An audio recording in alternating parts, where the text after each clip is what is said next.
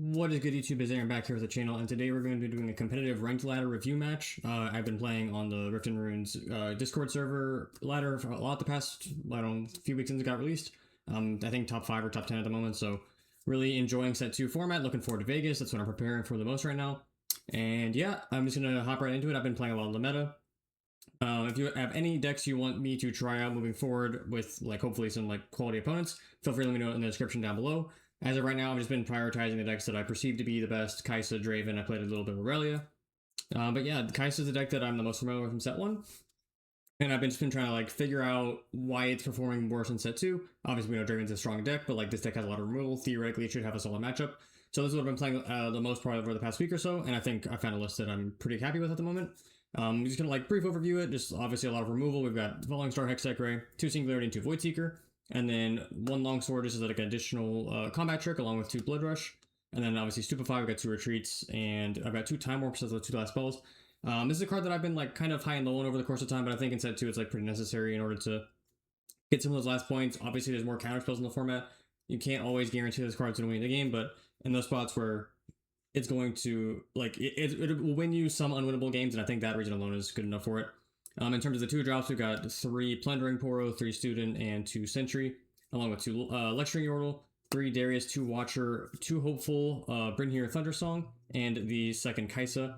I kind of up in the air on like all this like mid-range package stuff. When you play more top end in the form of Singularity and Time Warp, and now I'm playing Thundersong, Watcher's going to come down a little bit less. Also, you are less likely to win combats in the current meta. Just there's Reavers rowing a lot of decks. The Draven deck is just very good at rebuking and fighter flighting. Like Watcher's best paired with removal. And I'm playing a card like Void Seeker, which is just good on its own in the early game. So like the best utility for Watcher right now is just like Falling Star plus Watcher in the late game to like guarantee nuke a guy or two. And in addition to that, I'm trying Thundersong out, which is a card I've seen a fair bit. I think it's solid on Draven. I'm seeing if I can afford to play it in Kai'Sa. The issue with Kai'Sa is when you're playing some of these more expensive cards, if you want to pair it well, like Thundersong plus Falling Star, you have to be on 8 mana, obviously, which is whatever, like a Watcher combination is like a little bit more expensive. So I'm seeing if we can afford to play it. It's a 1 of right now. I think it comes up in this match and it performs rather well. So pretty excited about it. Like this is one of the cards I think will help the Draven matchup for this deck. It forces out cards like Spinning Axe early, so that's like really important because that card I think is one of the most difficult cards to deal with as Kai'Sa. And to go with that, we've got the side deck, we've got 2 Angle Shots. It's a card that I wasn't too high in the beginning. I think I'm getting more and more a fan of it, specifically because of Spinning Axe. Just detaching that card and it being removed permanently and it replacing itself, just fantastic card. Guarantees removal. It's just like a more powerful Stupefy in those situations where you Falling Star a Draven or a Darius, they Falling Axe and you're like, okay, I'll Angle Shot, and then you're just going to be really far ahead in that position because they lost the unit plus the card, and the card replaced itself into an Angle Shot's position. I still play 2 Thermal Beam. I think this card's pretty mandatory in Kai'Sa specifically. There's just too many, like Aurelia is just like such a difficult matchup for this deck. You kind of have to play it. Yeah, and then obviously even against like a deck like the Victor deck, it's been starting to run a Hidden Armory. So this is, I think, is really important in order to beat that deck. Like if they resolve Hidden Armory twice, like they just have too many units and too much removal for you to really have like a winning position. And then in addition to that, Forerunner, this card is fantastic, but there's too much rebuke in the meta. Between all the purple decks, we've got obviously Aurelia, Draven, Annie if it's still like being played. But Forerunner's fantastic against decks like the Mirror, Rek'Sai, just like all those like removal decks, just like a big body that sticks. And then in addition to that, we've got the 3rd Watcher. I'm just not comfortable not having 3 of this card in my deck. It's just too strong against a majority of the meta, but even though purple decks are in the meta. And then Piercing Light. This card was originally in Cathian Rain. I think I had it in the main or this, I don't remember. Like, I think Cathian Rain is still a very solid card, but Piercing Light accomplishes something very similar, and against a lot of matchups, like against Draven, I don't think I put it in very often, but like it hits like the concerning cards, which is like the Overzealous Fan. And then against a deck like Victor, like you just need to pop, or against a deck like Rek'Sai, like just having 1 additional removal and only having to pay 1 energy or 1 power in that situation to resolve its effect, I think is really important. Cathian Rain's biggest drawback is it sets you back a full turn, and with cards like Singularity and Piercing Light, you're only setting back yourself like half a turn, which I think matters a lot. And then real quickly, Battlefield's Voidgate. This card's actually felt really good for me. Like this deck is very removal focused right now. I wanted to look at Dreaming Tree again, but like I just don't think I play enough cards. Like between Stupefy, Blood Rush, Retreat's only 7. Maybe if Longsword becomes another Blood Rush or whatever, like I can justify it. But as of right now, this is the card I'm sticking with as my blind game 1. And I think you can obviously justify it like between Reavers, or like you have that little utility that Reavers can be your game one, Voidgate can be your going second. Candlelit Sanctum is my going first currently. Don't love it, but like sometimes you really just want to like guarantee you don't have dead draws. I like it a little more than Treasure Hoard just because other decks can take advantage of it a little too much for my liking.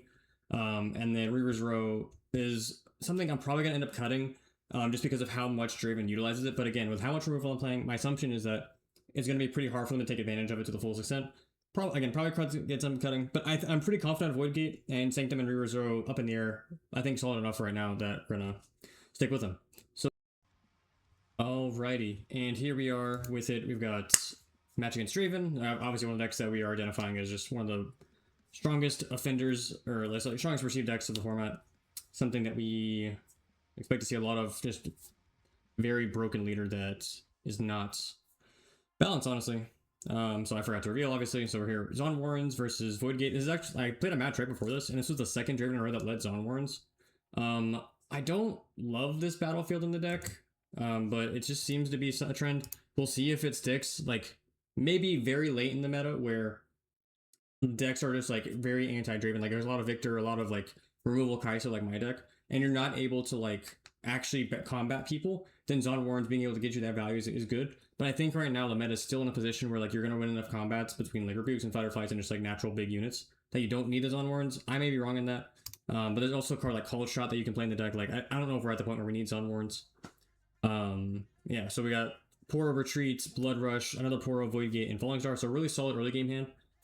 Not too much in terms of just like late game potential, obviously. But we see his hand, or we see his position, just like nothing super impressive. He's always playing Merchant, so we're assuming Scrap Heap, whatever. Yeah. We play another Poro and pass. Trying to threaten the Hex Tech Raid. We obviously have Retreat as, in our position. And I'm cool with ramping just to like get in a better position. He swings, he pitches Scrap Heap. And he says that's fine, and I'm very content with that from my perspective. Like him, like I would have, if he cleaved, I would have tried to like play around it, retreat, but he goes for the trade, and again, like I'm just pretty happy. Like he's not getting the free draw.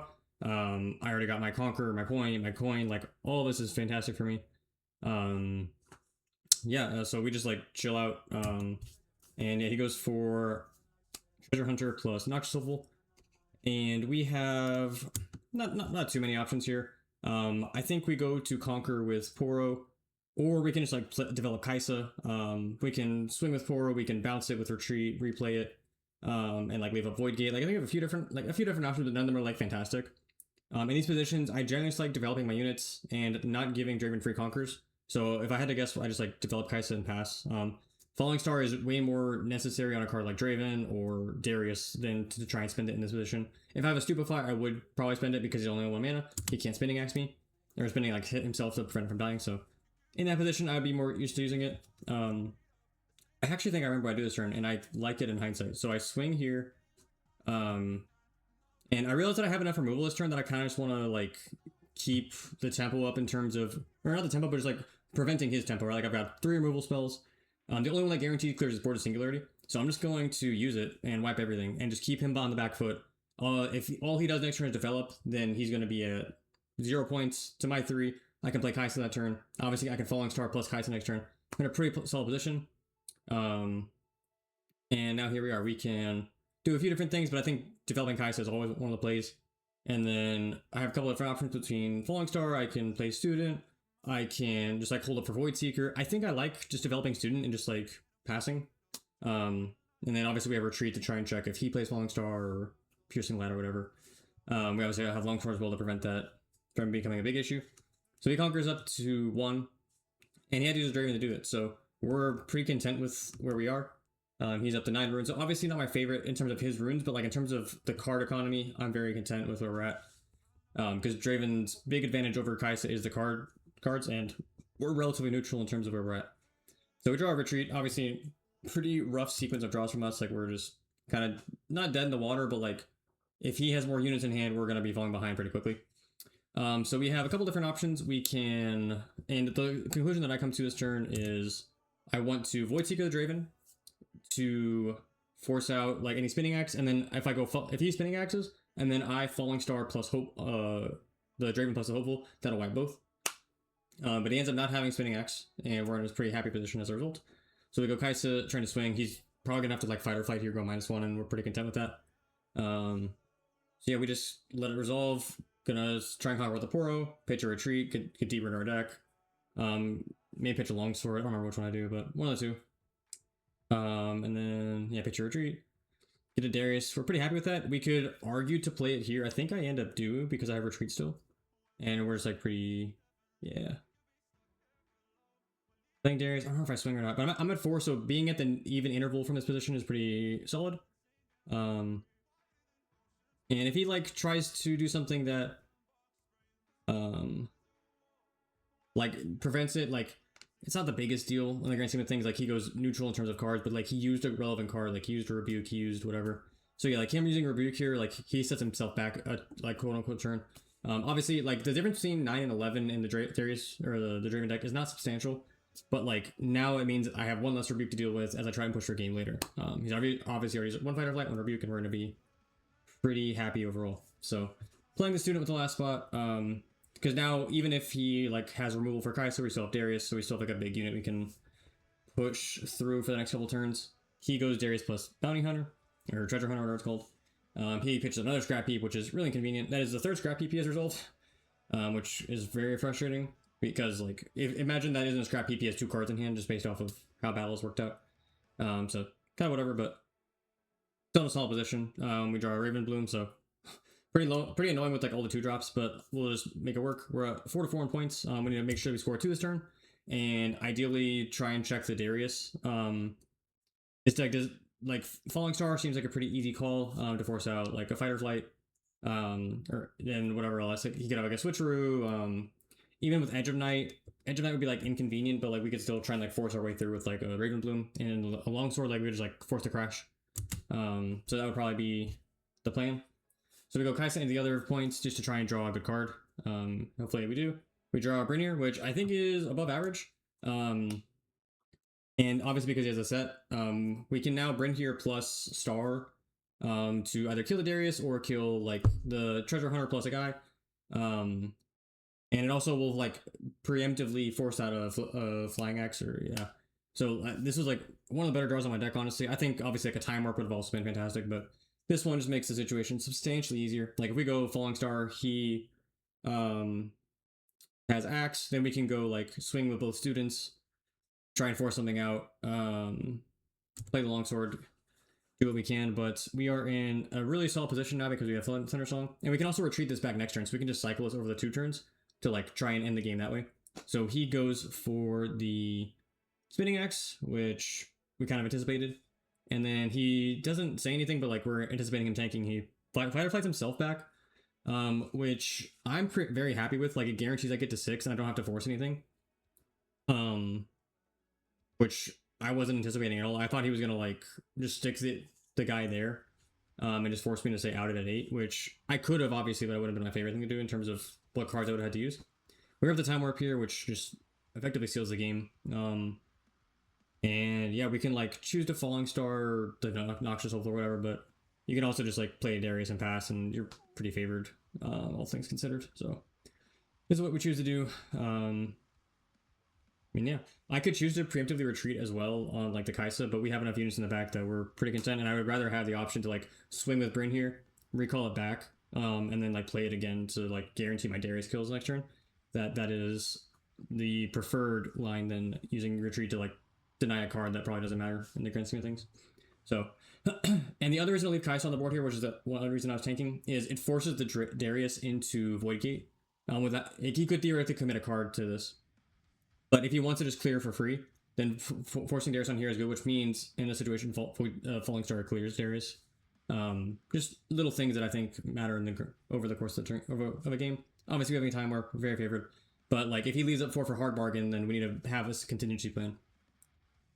It doesn't come to that if I remember correctly. I think he plays like I think he like jams a Forerunner on Void Gate, and we just are able to swing through and Time Warp on the other board. We'll see if I'm correct. He's taking his time, which is understandable. Yeah, plays Forerunner. I think passes.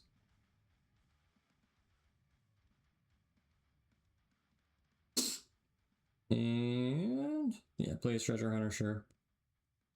And yeah, passes. And then we swing with both Thundersong and Darius to guarantee that we get it through. No funny business in terms of like whatever.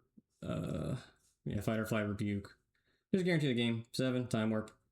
And we're at 12, so we have 2 up still to play around Hard Bargain, which is very fortunate for us. If he doesn't have that, the game obviously gets very different. Like I wouldn't have swung with the Darius. I would have like held it with the intent of trying to break through Void Gate. But we had enough mana to guarantee. And then yeah, we win the game there. So going into siding, I don't remember if I put the piercing lights in. You definitely put the anchor shots in or angle shots in. That card is like this is the primary reason for that matchup. I think it has other utility against like Aurelia and just like decks like GA and stuff, but this is definitely like the primary matchup for it. Longsword I don't like on average. Like it's just like a little inefficient. Like I don't anticipate winning combats against this deck almost ever. My goal is to just like remove it. If I need to like pump a Darius with like Blood Rush eventually, sure, but it's a card that I anticipate generally being pretty low impact.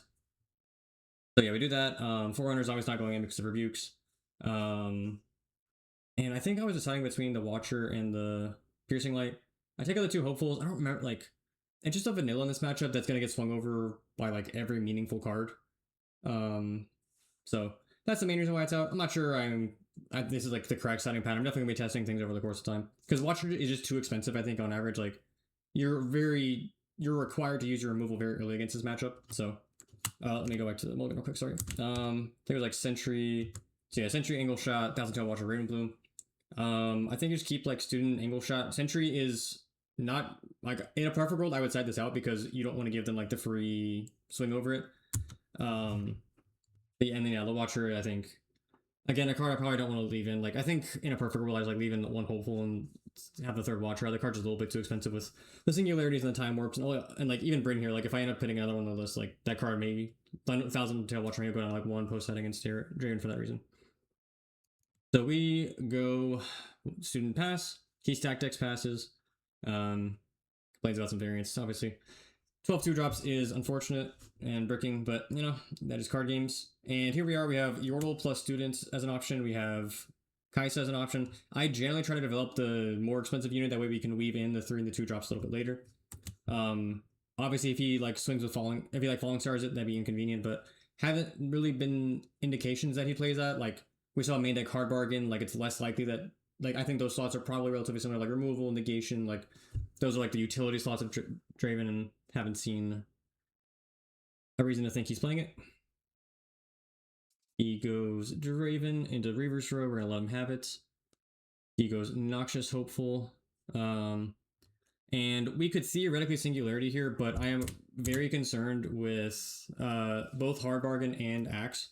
So I kind of just have to let myself develop slowly and just get to 9 so I can either Angle Shot the Axe or pay the extra for Hard Bargain.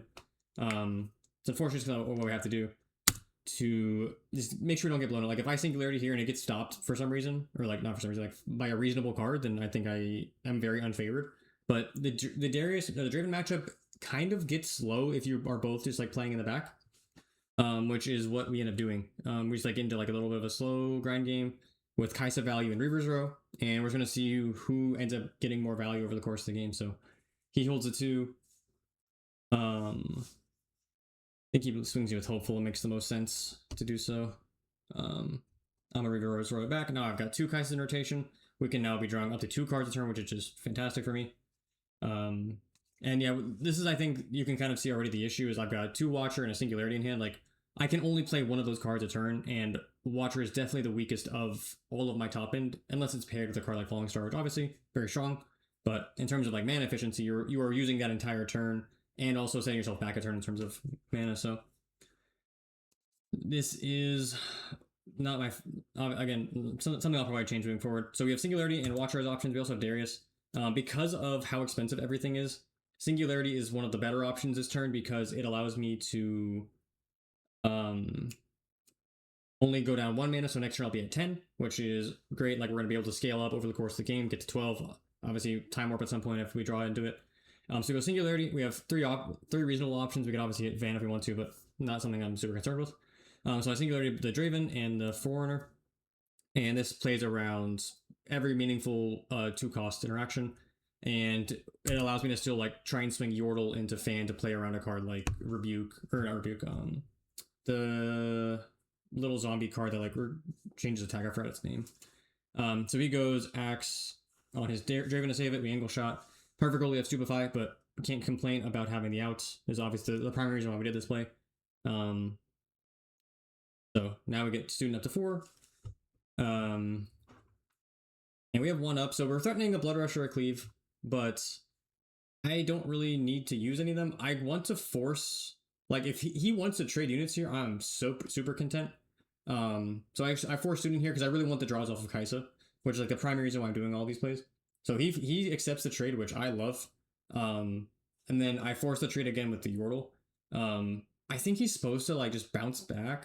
I guess I guess trading here makes the most sense, but like the Noxious Hopeful play I disagree with the most, because now I just get to draw 2 cards. And I'm a removal deck into his deck that struggles into removal, right? Like, very happy with this turn from my perspective. I got 2 additional draws I didn't need. So he goes up to 4. And in terms of like the math count, we are tied, but he's like a tempo turn ahead. So a bit rough for me in terms of that, but in terms of my value in hand and my options, I think I'm very favored. Yeah, we've got, unfortunately, a little bit of too much redundancy, like 2/2 drops, not cards I really want to play. Darius, Watcher, like, I wish I had a little bit more in terms of options. I have 8 cards, but I have like 3 duplicates effectively. The only like difference is the singularity and the angle shot, so not my favorite situation. He gets to draw 2 cards off of that combat, so pretty unfortunate from my perspective, but we are gonna make it work. We still have 2 turns from, like, he is at least 2 turns away. Obviously he can ride the wind, but we should be able to check that, and he's only on 6 going into 8 mana next turn, so could be worse from that perspective. We have a couple different options here. We can double Darius, we can Singularity. I think all these plays are like not great. And I wanted to be mindful of the I don't remember the name of the card, but the one that transfers attack. So if I like play Watcher, swing with it into the double mech board, I think I like lose the game on the spot. Maybe not guaranteed because I'll be at 4 to his 5 if I could take the other battlefield, but definitely not something I'm looking forward to if I want to win the game. So I go a little bit safer. I play Watcher. And I think I choose to Watcher into the Kaiso side. And we declare the effects. And yeah, if he chooses to... I need to figure out that part. Let me look it up. So sorry. What is the name of that card?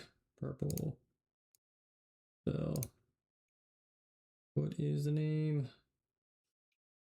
Here it is. Switcheroo. That is the name of it. I apologize. So we're playing on Switcheroo here. So we go Kaisa into Kaisa, which is solid. And then we draw Bryn here, which makes the game substantially easier from my perspective. It allows me to like try and set up a late game winning situation. And I don't remember what I do here. I think I go Kaisa in here just so I can threaten the Watcher to clear the rest of the board. And he goes Fight or Flight, and I don't understand why he does this. He removes his own mech when I think he's just supposed to Fight or Flight my Kaisa back, draw a card, and then like Reaver's Row when I swing over the mech.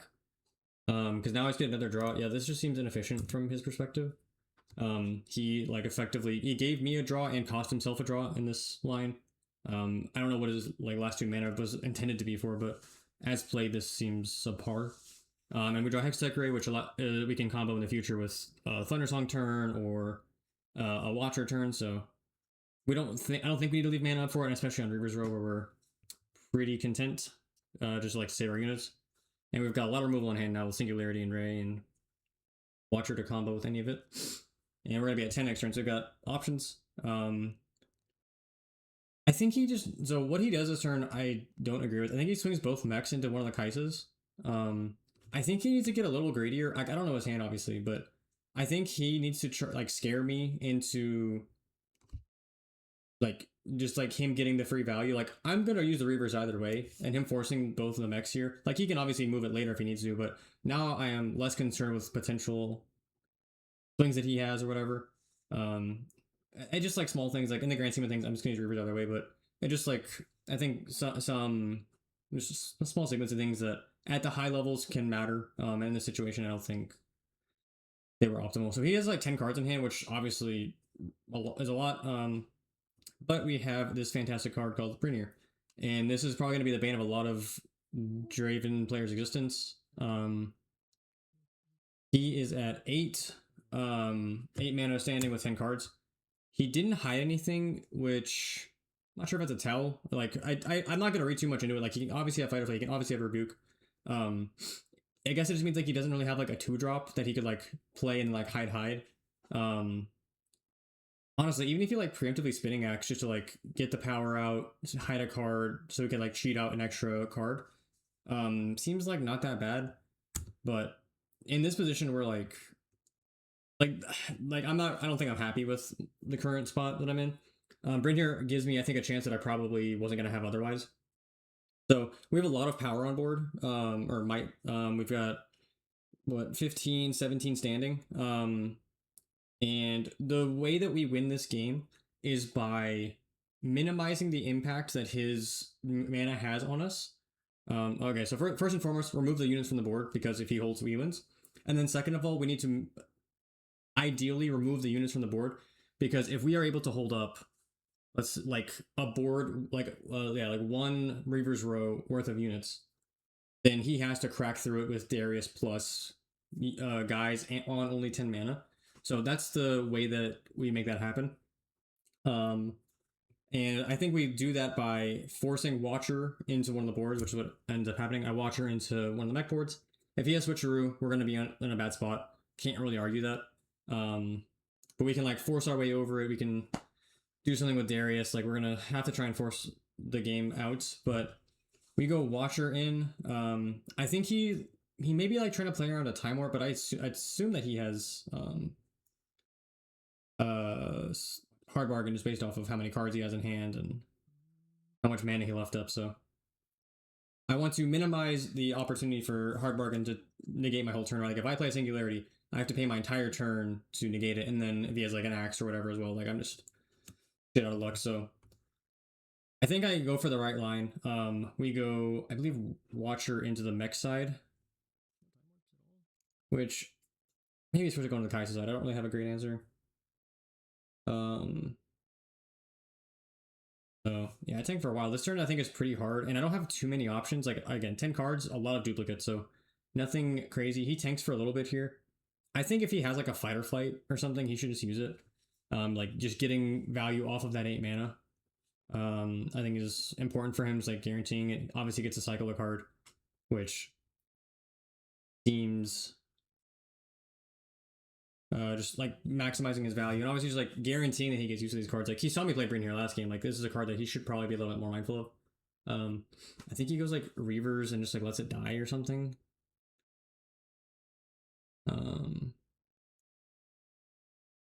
See, this is obviously like the last turn of the game, so taking time here is kind of whatever from both sides. So he like lets his resolve, and I'm like pretty ecstatic.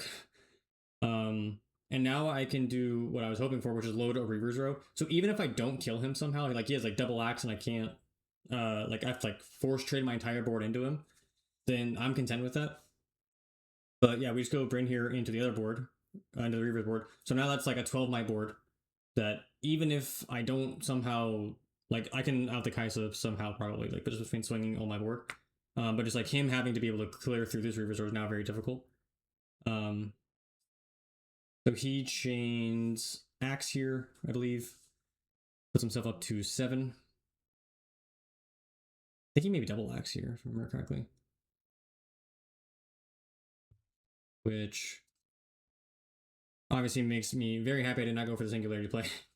Because I would have beaten Singularity plus Angle Shot. Obviously we could have used Hextech as well, but any combination of Hard Bargain plus whatever else, like Fight or Flight, like makes it so we probably lose the game. So he goes up to 10. He has 4 up, and now we can just like force the game through between like Angle Shot and then swing double Kai'Sa.